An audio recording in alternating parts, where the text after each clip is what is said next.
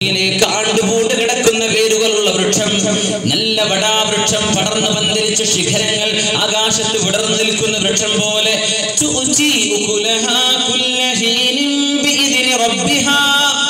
അല്ലാഹുവിന്റെ അനുമതിയോടുകൂടെ ആ വൃക്ഷത്തിൽ നിന്നും കായ്കനികളും പഴവർഗ്ഗങ്ങളും ആ വൃക്ഷം നൽകിക്കൊണ്ടിരിക്കുന്നുണ്ട്.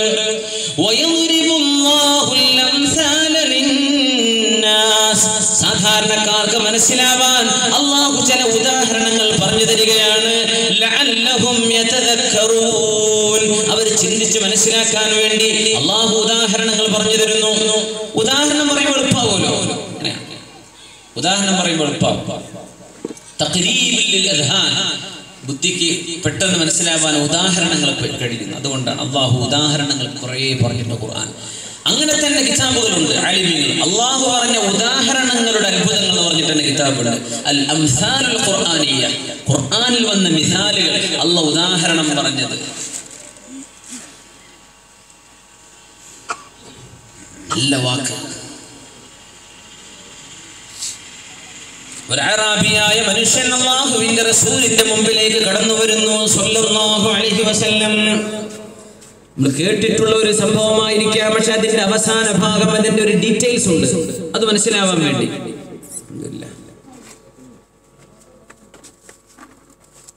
അറാബി വന്നു.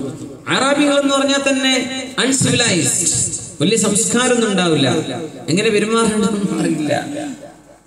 ബതുക്കൾ എന്നൊക്കെ പറയല്ലേ, ഗൾഫിലൊക്കെ ഉള്ളവർക്ക് അറിയാൻ പറ്റും, സൗദിയിലൊക്കെ പ്രത്യേകിച്ചും. പറയില്ല ഉസ്താദ്, ആലോചിക്കാൻ വയ്യാന്ന് പറയുന്നുണ്ടാവും ചിലപ്പോൾ. ആ കഴിഞ്ഞ കാലം ബതുക്കളൊപ്പം ജീവിച്ചത് അങ്ങനത്തെ സ്വഭാവം, ഭയങ്കര ഉണ്ടാവും, ഭയങ്കര കാഠിന്യമുള്ള മനസ്സായിരിക്കും. അറാബി വന്നു. റസൂലുള്ളാഹി സ്വല്ലല്ലാഹു അലൈഹി വസല്ലം തങ്ങൾ ബൈന അസ്ഹാബിഹി, അവരുടെ അനുചരന്മാരുടെ കൂടെ അങ്ങനെ ഇരിക്കുകയാണ്. അങ്ങനെ വരികയും അല്ലാഹുവിന്റെ റസൂലിന്റെ ശരീരത്തിന്റെ കോളറിനെ പിടിക്കുകയും വസ്ത്രത്തിന്റെ കോളറിനെ പിടിക്കുകയും നബിയെ പിടിച്ചു കുലുക്കുകയും ചെയ്തു. ഇതെന്തിനാണെന്നറിയോ? ഒന്നുമല്ല വിഷയം. നബി അദ്ദേഹത്തെ ഉപദ്രവിച്ചിട്ടുണ്ടോ? അതൊന്നുമല്ല വിഷയം. ഈ പിടിച്ചു കുലുക്കിയത് എന്തിനാണെന്നറിയോ? അറാബിയുടെ വാക്ക്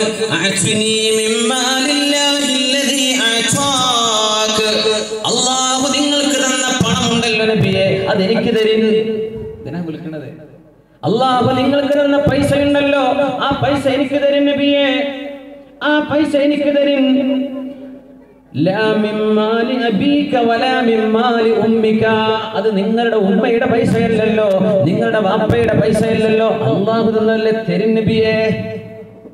സുബ്ഹാനല്ലാഹ്. ഇങ്ങനെയുണ്ട് പൈസ വെക്കല്. ഇങ്ങനെയാണ് നമ്മൾ ഉറൂസിന്റെ പിരിവിനെ പോലെ ആചാര്യത്തിൽ ചെന്നിട്ട് 4 ചവിട്ട് നെഞ്ചത്തൊരു ഇടിക്ക് പൈസ, വല്ല പൈസയും കിട്ടുമോ? അടിയല്ലേ കിട്ടുള്ളൂ. പകരം അള്ളാഹിന്റെ റസൂലിനോട് പൈസ വയ്ക്കാൻ പോയ കോലാണത്. അറാബി പിടിച്ച് കുലുക്കിയിട്ട് പൈസ പുറമെ വാക്കും. എന്താ പറഞ്ഞത്? നിങ്ങൾ തരുന്നത് നിങ്ങളതാന്ന് വിചാരിക്കേണ്ട, നിങ്ങളെ വാപ്പാൻ്റെതല്ല ഉമ്മാൻ്റെതല്ല, പിന്നെ അള്ളാൻ്റെതല്ലേ തന്നേക്ക്. നമ്മൾ മലയാളിമാരോടൊക്കെ അങ്ങനെ ചോദിക്കാൻ പറ്റുമോ? അള്ളാ എന്ന പൈസ തരും. അള്ളാന്ന് ഞാൻ ബോംബിൽ പോയി ഉണ്ടാക്കിയത് അള്ളാന്ന്, അങ്ങനെയൊക്കെ ഒരു പറയാം അല്ലേ? സംഭവം അള്ളാന്ന് തന്നെയല്ലേ, പക്ഷെ അത് പറഞ്ഞ് കേൾക്കാൻ അവർ ഇഷ്ടപ്പെടുന്നില്ല. അങ്ങനെയാണ്. ഇത് ഞാൻ ദുബൈ പോയി അധ്വാനിച്ചല്ലേ, അള്ളാന്ന് തന്നിട്ടല്ലേ. എത്ര ആൾക്കാർ അധ്വാനിച്ച് തിരിച്ചു പോരുന്നുണ്ട്. 30-35 കൊല്ലം എന്നിട്ട് 2 സെന്റ് വാങ്ങാൻ പറ്റാത്തവരില്ലേ? അധ്വാനത്തിന്റെ കുഴപ്പമില്ല, അള്ളാഹു കണക്കാക്കിയതേ കൊടുക്കണുള്ളൂ, അതാ വിഷയം. ഈ കിട്ടിയവനേക്കാളും നന്നായിട്ട് അധ്വാനിച്ച വേറെ ഉണ്ടാവും, ഒന്നും കിട്ടിയിട്ടുണ്ടാവില്ല. അധ്വാനമല്ല വിഷയം, അള്ളാഹു ആണ് റിസ്ക് തരുന്നത്. أعطني من مال الله الذي أعطاك فإنك لا تعطيني من مالك ولا من مال أبيك ومال أمك. ഇത് നോക്കണം, കലിമത്തു ത്വയ്യിബ, നല്ല വാക്ക്, അതാണ് നമ്മുടെ വിഷയം. ഖുർആനിൽ 2ാമത് പഠിക്കുന്ന പാഠം അതാണ്. ഇനി ഈ സദസ്സത്തിന് കഴിഞ്ഞ് ജീവിതകാലം വരെ മറക്കണ്ട. പറയുമ്പോൾ ശ്രദ്ധിക്കുക, എന്താ ഞാൻ പറയണത്? നല്ല വാക്ക് പറയണം.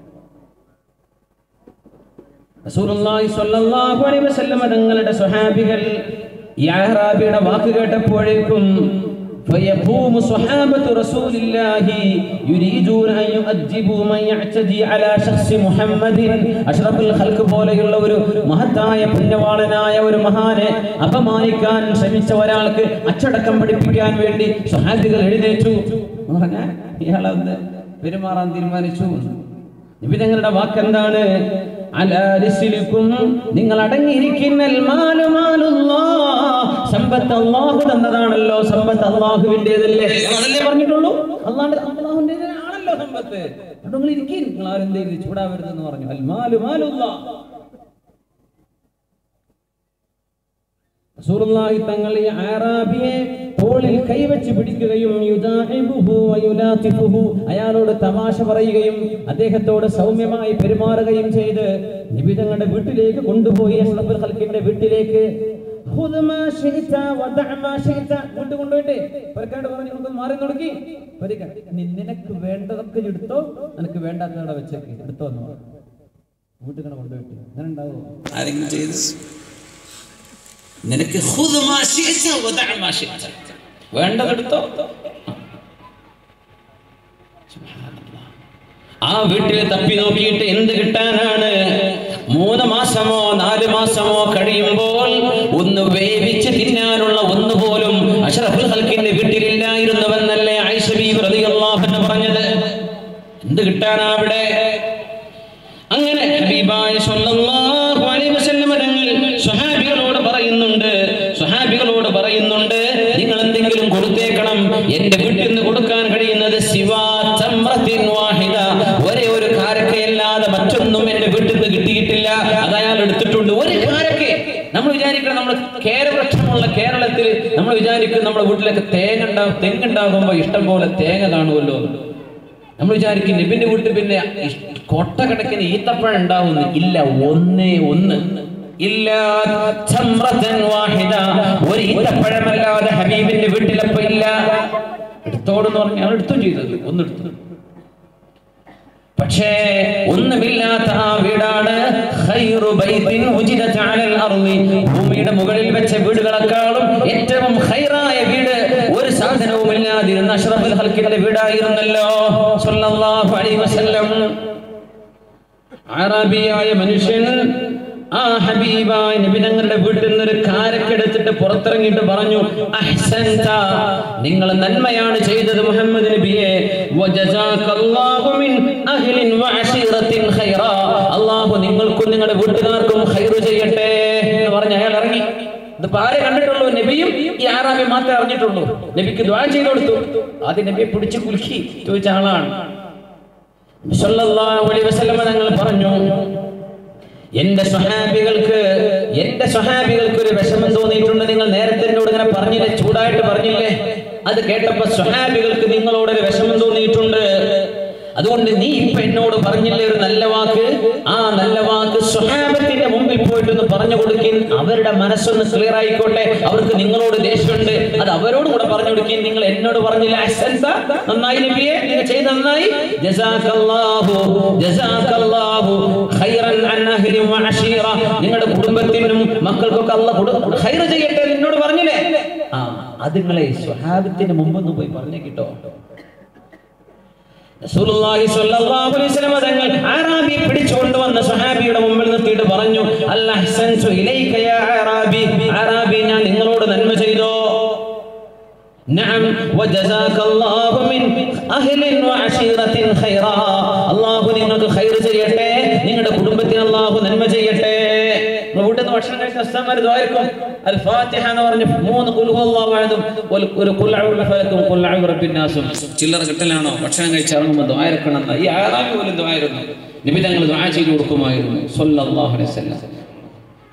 ഈ സഹാബത്തിന്റെ മുമ്പിൽ ഇങ്ങനെ പറഞ്ഞു. ഇത് പറഞ്ഞിട്ട് അറാബി അടുത്ത് പറഞ്ഞ വാക്ക് അഷ്ഹദു അല്ലാ ഇലാഹ ഇല്ലല്ലാഹ് വഅഷ്ഹദു അന്നക റസൂലുള്ളാഹ്, അങ്ങ് അല്ലാഹുവിന്റെ റസൂലാണ്, അല്ലാഹു അല്ലാതെ ആരാധിക്കപ്പെടാൻ അർഹനായി മറ്റൊന്നുമേ ആരുമേ ഇല്ലെന്ന് ഞാനിതാ സാക്ഷ്യം വഹിക്കുന്നു. അതുവരെ മുസ്ലിമല്ല, ഇപ്പൊ മുസ്ലിമായി.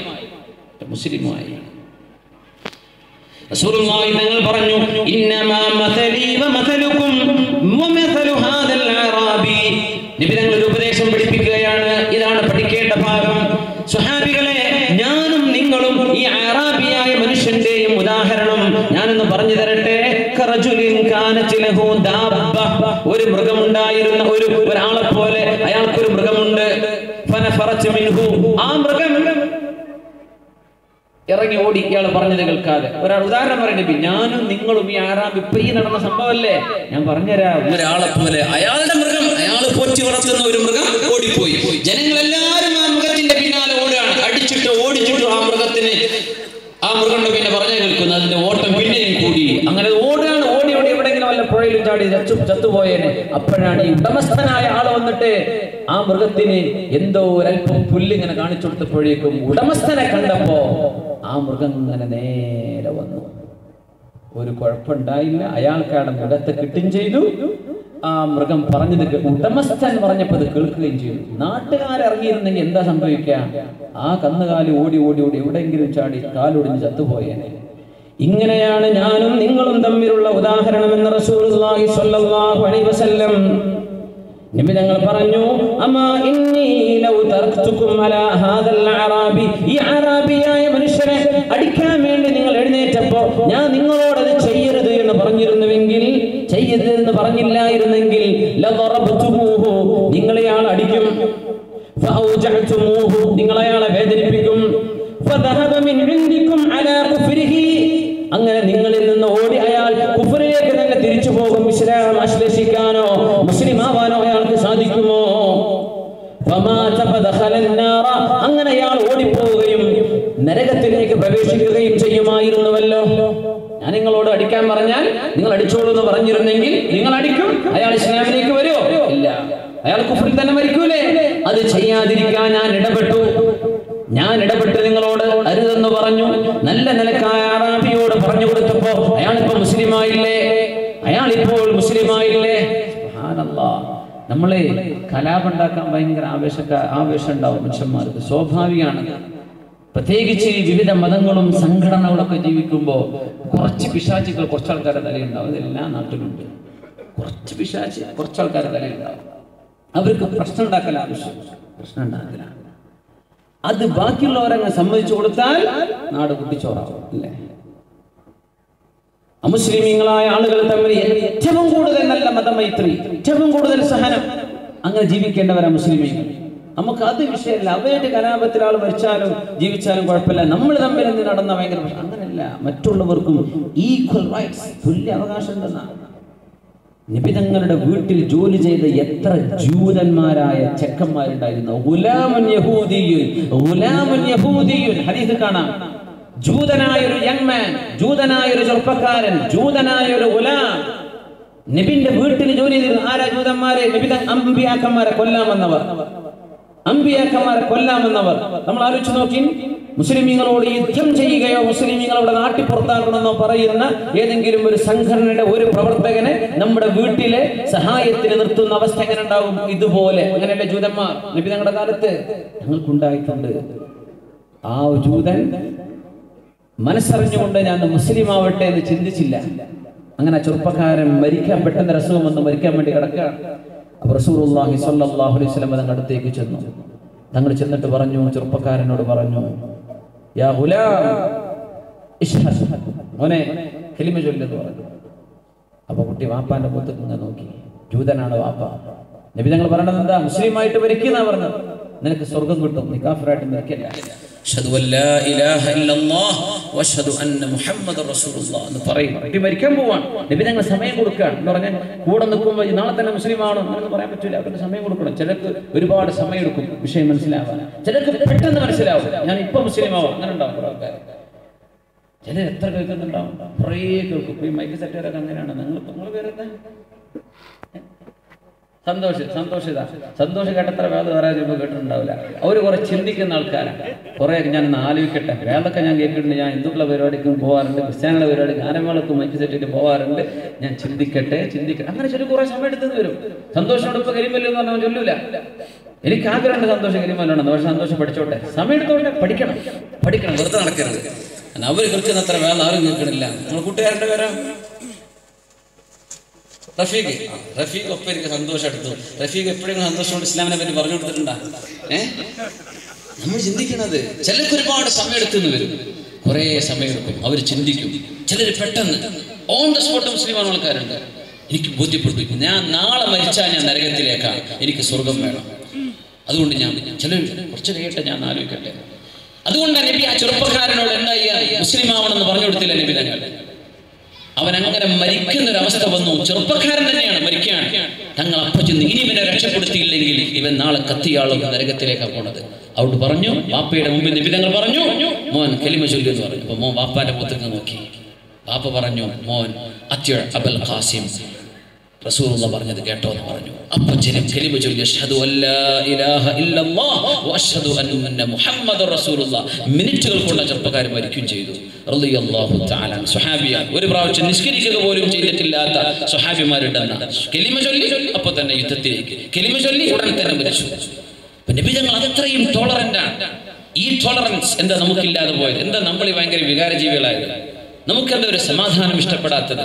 സംയമനം എന്ന് പറയുമ്പോൾ അവരോടൊക്കെ ദേഷ്യം, സമാധാനം ചെയ്യണമെന്ന് പറഞ്ഞ് അവരോടൊക്കെ ഭ്രാന്ത്.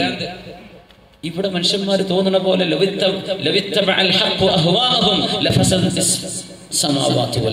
നമ്മുടെ ശരീരത്തിൽ നമുക്ക് തോന്നുന്ന പോലെയാണ് കാര്യങ്ങളെങ്കിൽ ഈ ലോകം ഇവിടെ നിലനിൽക്കില്ല എന്നാണ് വിശുദ്ധ ഖുർആൻ പറഞ്ഞത്. അല്ലാഹ് പറഞ്ഞ പോലെ ചെയ്യാം, അല്ലാഹ് പറഞ്ഞതുപോലെയാണ് ചെയ്യേണ്ടത്. സുബ്ഹാനല്ലാഹ്. നിബിധങ്ങൾ പറഞ്ഞു, ഞാനും യാറാബിയും നിങ്ങളും തമ്മിലുള്ള ഉദാഹരണം ആ മൃഗത്തിന്റെ ഉടമസ്ഥനെ പോലെ. ആ മൃഗം പറഞ്ഞത് കേൾക്കാതെ ഓടിയപ്പോൾ നാട്ടുകാർ പിന്നാലെ ഓടി. ആ മൃഗത്തിന് ഓട്ടത്തോടോട്ടം. ഉടമസ്ഥൻ കണ്ട് ഒരു പുല്ല് കാണിച്ചെടുത്തു. ആ മൃഗം നേരെ വന്നു. നിങ്ങൾ യാറാബി അടിക്കാൻ തിരിഞ്ഞിരുന്നെങ്കിൽ ഇവ നരകത്തിലേക്ക്. ഞാനിത് അവന് പറഞ്ഞു കൊടുത്തു, കാര്യങ്ങൾ മനസ്സിലായി. അവൻ കലിമ ചൊല്ലി മുസ്ലിമായില്ലേ? കലിമത്തുൻ ത്വയ്യിബ ദറബല്ലാഹു മസലൻ കലിമത്തൻ ത്വയ്യിബതൻ കശജറത്തിൻ ത്വയ്യിബത്തിൻ അസ്ലുഹാ സാബിതുൻ വഫർഉഹാ ഫിസ്സമാ. ഇങ്ങനെയാണ് നല്ല വാക്കുകൾ, നല്ല വാക്കുകൾ ഒരു നല്ല വൃക്ഷം പോലെ. ഇതൊക്കെയാണ് ഖുർആനിന്റെ പാഠങ്ങൾ, ഇതൊക്കെയാണ് മനുഷ്യ ജീവിതം എന്ന് പറയുന്നത്. നിസ്കാരം മാത്രമാണ് ഇസ്ലാം എന്ന് ധരിച്ചവരുണ്ട്. ഇസ്ലാം എന്ന് പറഞ്ഞാൽ ഉംറ പോലും ഹജ്ജും സകാത്തും അല്ലല്ല. ഇത് ഇസ്ലാമിന്റെ സ്തംഭങ്ങളാണ്. അങ്ങനെയല്ലേ മദ്രസ പഠിച്ചത്? ഇസ്ലാമിന്റെ 5 സ്തംഭങ്ങൾ, 5 pillars of Islam. ഈ പള്ളി എന്ന് പറഞ്ഞത് ഈ തൂണാണോ? അതിന്റെ സ്തംഭം എന്ന് പറയാം. പള്ളി എന്ന് പറഞ്ഞ തൂണാണോ? പള്ളി എന്ന കെട്ടിടത്തെ താങ്ങി നിർത്തുന്ന പ്രധാന ഭാഗം എന്താണ്? ഈ തൂണാണ്. അപ്പൊ നിസ്കാരം, നോമ്പ്, സകാത്ത്, ഹജ്ജ്, ഷഹാദ, ഇത് ഇസ്ലാം എന്ന കെട്ടിടത്തിന്റെ എന്താണ്?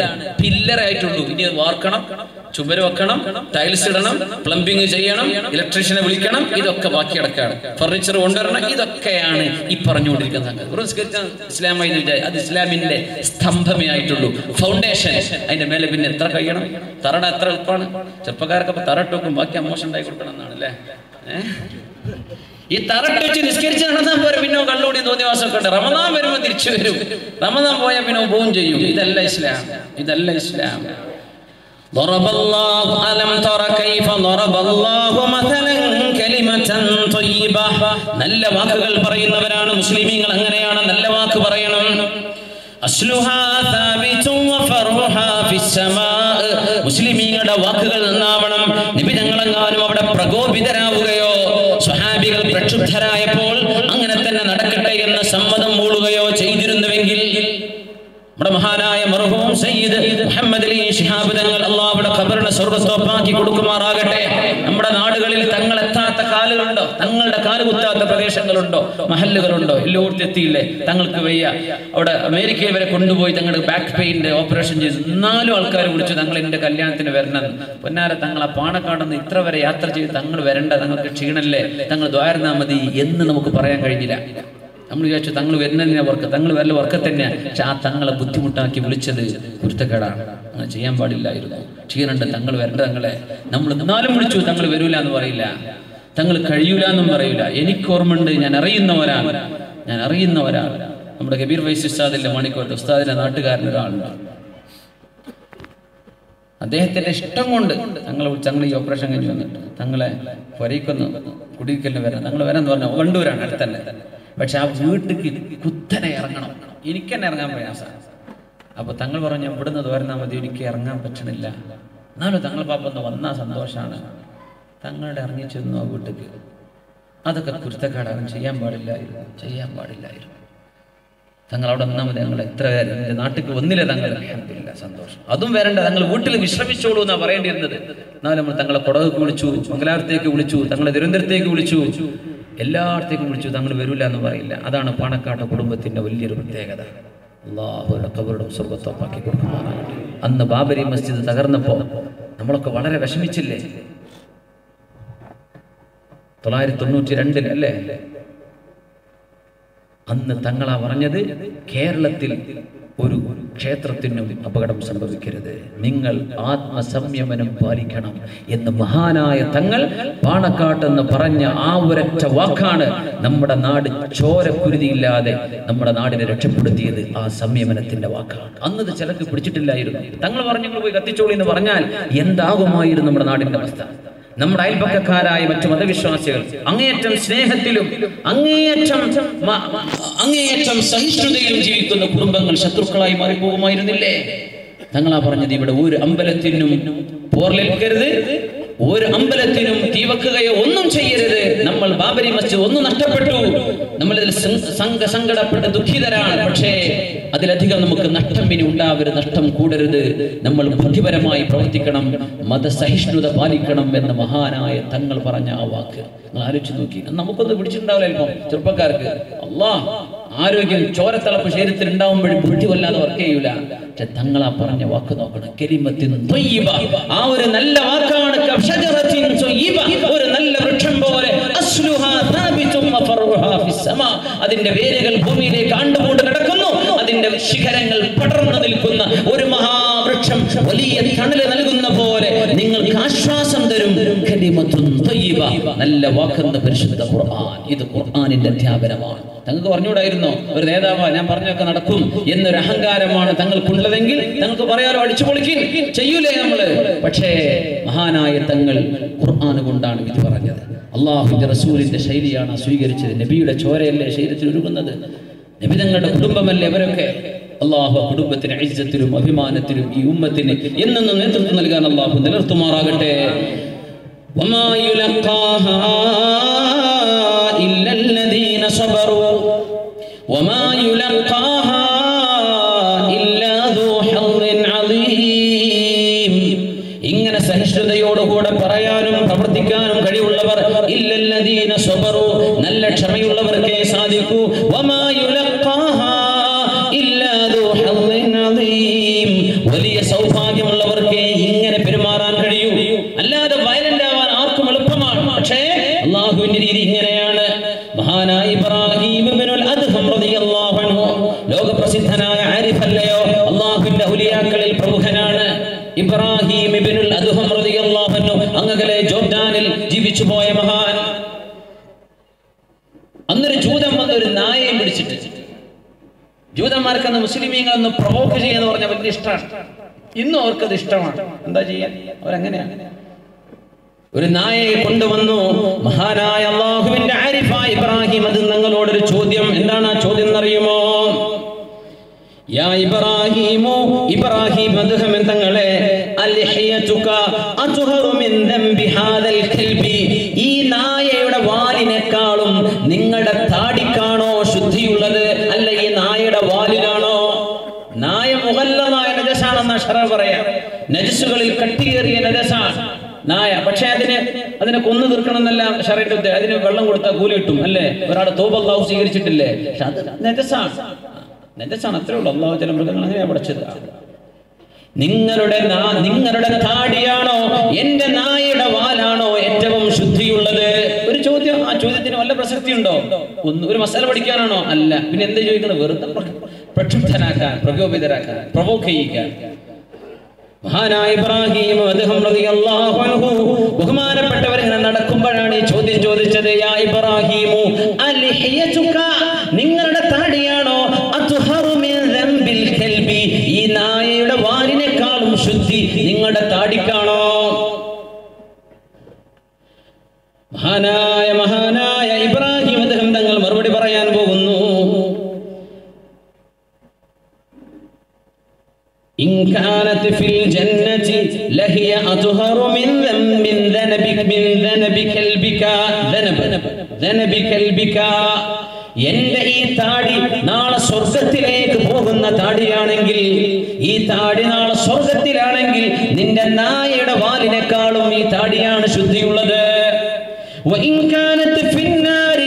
ഞാൻ നരകത്തിലേക്കാണ് പോകുന്നതെങ്കിൽ, എന്റെ താടി പോകുന്ന നരകത്തിലേക്കാണെങ്കിൽ എന്റെ താടിയേക്കാളും വൃത്തിയുള്ളത് നിന്റെ നായയുടെ വാല് തന്നെ. നോക്കണേ എങ്ങനെ മറുപടി കൊടുക്കുക. നമ്മൾ ആലോചിച്ച് നോക്കി, ഇതൊക്കെയാണ് ലോകം.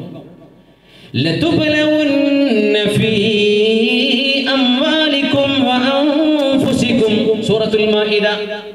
ലതുബ്ലവുന്ന ഫീ അംവാലികും വഅൻഫുസികും വലതസ്മഉന്ന മിനല്ലദീന ഊതുൽ കിതാബ മിൻ ഖബ്ലികും വമിനല്ലദീന അശ്റകൂ അദൻ കസീറാ وإن تصبروا وتتقوا فإن ذلك من عزم الأمور.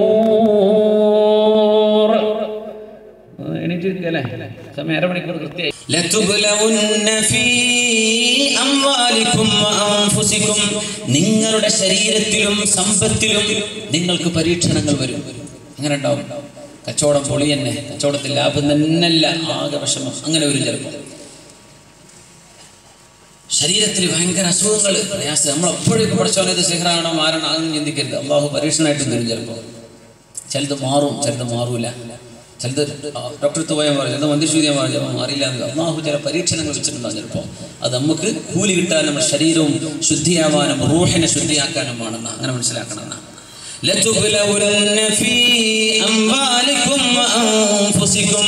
നിങ്ങളുടെ സമ്പത്തിലും മക്കളിലും നിങ്ങൾക്ക് പരീക്ഷണങ്ങൾ വരും. ഇനി പറയുന്നു, വലതസ്മഉന്ന മിനല്ലദീന ഊതുൽ കിതാബ മിൻ ഖബ്ലികും വമിനല്ലദീന അശ്റകൂ അദൻ കസീറാ. വലതസ്മഉന്ന, നിങ്ങൾക്ക് കേൾക്കേണ്ടി വരും, മിനല്ലദീന ഊതുൽ കിതാബ മിൻ ഖബ്ലികും, നിങ്ങൾക്ക് മുമ്പ് വേദം നൽകപ്പെട്ടവരിൽ നിന്ന്, അതായത് ക്രിസ്ത്യാനികളിൽ നിന്നും ജൂതന്മാരിൽ നിന്നും നിങ്ങൾക്ക് കേൾക്കേണ്ടി വരും. പിന്നെ ആരിൽ നിന്ന്? വമിനല്ലദീന അശ്റകൂ, ബഹുദൈവ ആരാധന ചെയ്യുന്നവരിൽ നിന്നും കേൾക്കേണ്ടി വരും. കേന്ദ്രത്തിൽ നിന്നൊക്കെ ചില ഡയലോഗ് വരുമ്പോ ഞെട്ടണ്ട, ഈ ആയത്താണ്ട് ഓർമ്മ വരിക. എന്താ കേൾക്കേണ്ടത്? അദൻ കസീറാ, ഒരുപാട് നിങ്ങൾക്ക് വേദനയുള്ളത് നിങ്ങൾക്ക് കേൾക്കേണ്ടി വരും. ബഹുദൈവാരാധന ചെയ്യുന്നവരും ജൂതന്മാരും ക്രിസ്ത്യാനികളും നിങ്ങളെ വേദനിപ്പിക്കുന്നത് പറഞ്ഞുകൊണ്ടിരിക്കും. എന്താ അള്ളാന്റെ മറുപടി? എന്താ പറയണത്? ഇത് ഉറപ്പാണ്, ഇത് ഉറപ്പാണ്. അത് അധികാരം കിട്ടിയതുകൊണ്ടോ കിട്ടാത്തതുകൊണ്ടോ ഒക്കെ ഉണ്ടാവുന്ന, അതൊന്നും വിഷയമല്ല, ഉണ്ടാവും. നിങ്ങൾ ക്ഷമിക്കുകയാണെങ്കിൽ, നിങ്ങൾ അല്ലാഹുവിനെ സൂക്ഷിക്കുകയും ചെയ്ത് ജീവിക്കുകയാണെങ്കിൽ, അതാണ് നിങ്ങൾ ചെയ്യേണ്ട ഏറ്റവും കരുത്തുള്ള പ്രവൃത്തി. ക്ഷമിക്കുകയും അല്ലാഹുവിനെ സൂക്ഷിക്കുകയുമാണ്. ഇതൊക്കെ കേൾക്കേണ്ടി വരും. അങ്ങനെയൊക്കെ പറയും അവരെ. മുസ്ലിമീങ്ങൾ പറഞ്ഞേക്കും, ക്രിസ്ത്യാനികളും ജൂതന്മാരും പറഞ്ഞേക്കും. അത് മാത്രമല്ല, അല്ലാഹു നിങ്ങളെ പരീക്ഷിക്കും, സമ്പത്തിലും ശരീരത്തിലും അല്ലാഹു പരീക്ഷിക്കും. അതുകൊണ്ടൊന്നും തകർന്നു പോവല്ലേ, നിങ്ങൾ ക്ഷമിക്കണമേ. കലിമത്തിൻ ത്വയ്യിബ, നല്ല വാക്കുകൾ പറയണമേ. മഹാനായ ഇബ്രാഹിം റളിയല്ലാഹു അൻഹു പറഞ്ഞ വാക്ക് നോക്കണം. എന്റെ ഈ നായയുടെ വാലാണോ, നിങ്ങളുടെ താടി രോമമാണോ വൃത്തിയുള്ളത്, അതല്ല എന്റെ നായയുടെ വാലിനാണോ വൃത്തി എന്ന് ചോദിച്ചപ്പോ, എന്റെ ഈ താടി നാളെ സ്വർഗത്തിലാണെങ്കിൽ എന്റെ നായയുടെ വാലിനെക്കാളും വൃത്തി ശുദ്ധി എന്റെ താടിക്കാണ്. അതല്ല, ഞാൻ നാളെ നരകത്തിലേക്കാണ് പോകുന്നതെങ്കിൽ നിന്റെ നായയുടെ വാലാണ് നരകത്തിൽ കിടക്കുന്ന ശരീരത്തെക്കാളും മെച്ചമുള്ളത്, നിന്റെ നായയുടെ വാലാണ്. ഈ ഒരു മറുപടി പറയണമെങ്കിൽ ഖുർആനിന്റെ ആശയങ്ങൾ ഒന്നിച്ച് മനസ്സിലായ ഒരാൾക്ക് ഇങ്ങനെ മറുപടി പറയാൻ കഴിയൂ? ആൾക്കാർ പലതും വിളിച്ചു പറയും. എന്നൊക്കെ ക്ലിപ്പിന്റെ കാലം എന്തൊക്കെ പറയും, പറഞ്ഞോട്ടെ. ആൾക്കാർ പലതും വിളിച്ചു പറയും. എല്ലാവരെയും തൃപ്തിപ്പെടുത്താൻ ആരെക്കൊണ്ടും കഴിയില്ല. എല്ലാവർക്കും സമ്മതം, അങ്ങനെ സംഭവം ഉണ്ടാവില്ല ലോകത്ത്. അങ്ങനെയാണെങ്കിൽ എല്ലാവരും മുസ്ലിം ആവില്ല. അള്ളാഹുവിന്റെ റസൂലിന്റെ കാലത്ത് തന്നെ സ്വല്ലല്ലാഹു അലൈഹി വസല്ലം അങ്ങനെ ഉണ്ടാവില്ല, അങ്ങനെ ഉണ്ടാവില്ല. നമുക്കെല്ലാവരും ചീത്ത പറഞ്ഞവർക്ക് മറുപടി പറയാം. അങ്ങനെ ചെയ്യരുത്. വാട്സപ്പ് ഗ്രൂപ്പുകളൊക്കെ ഉണ്ടാവും. ഒരു കൂട്ടർ ചീത്ത പറയാൻ മറ്റുള്ള മറുപടി എന്തിനാ പറഞ്ഞ സമയം കളയാൻ. ആ ചീത്ത പറഞ്ഞോണ്ട് ഓനാ മറുപടി പറഞ്ഞാലും ഓൻ ചീത്ത പറഞ്ഞാലേ സമാധാനം കിട്ടുള്ളൂ. അതുകൊണ്ട് അവൻ പറഞ്ഞു, അള്ളാഹു പുറത്തു കൊടുക്കട്ടെ. നമ്മളെന്തിനാ മറുപടി പറയണത്? അതാണ് മറുപടി അർഹിക്കുന്ന വിഷയങ്ങൾ പറയാം. അല്ലാത്തത് കണ്ടില്ല എന്നാണ് വിചാരിക്കുക. അതിനൊക്കെ കുറച്ച് ക്ഷമ വേണ്ടി വരും, അള്ളാഹുവിൻ്റെ സഹായം വേണ്ടി വരും. അങ്ങനെ നമുക്ക് പെരുമാറാൻ പറ്റും. അല്ലെങ്കിൽ ശത്രുത ഉണ്ടാവില്ലേ നാട്ടിൽ മൊത്തം? നാട്ടിൽ ശത്രുത വരും. ഹക്ക് നമുക്ക് പറയാതിരിക്കാൻ പറ്റുമോ? നമുക്ക് ബോധ്യപ്പെട്ടൊരു തെറ്റാണെന്ന് പറയേണ്ടി വരും. സത്യം സത്യമാണെന്ന് പറഞ്ഞ് ചിലർക്ക് പിടിച്ചു തരും. അപ്പോൾ അതൊന്നും വിഷയമാക്കല്ല. അത് ചിലർക്ക് ഇഷ്ടപ്പെട്ടില്ല എന്നില്ല. നമ്മളെല്ലാവരും ഇഷ്ടപ്പെടുത്താൻ നമ്മളെ കൊണ്ട് കഴിയുമോ? ഇല്ല. പക്ഷെ നമ്മൾ നല്ലതേ പറയാവൂ. നല്ലതേ പറ. വ്യക്തി ആക്ഷേപങ്ങൾ, ഒരാളെ അപമാനിക്കുന്നൊന്നും നിങ്ങൾ ചെയ്യാൻ പാടില്ല. കാര്യം പറയേണ്ടി വരും. ചിലപ്പോൾ പിടിച്ചെന്ന് വരും, പിടിച്ചില്ലാന്ന് വരും.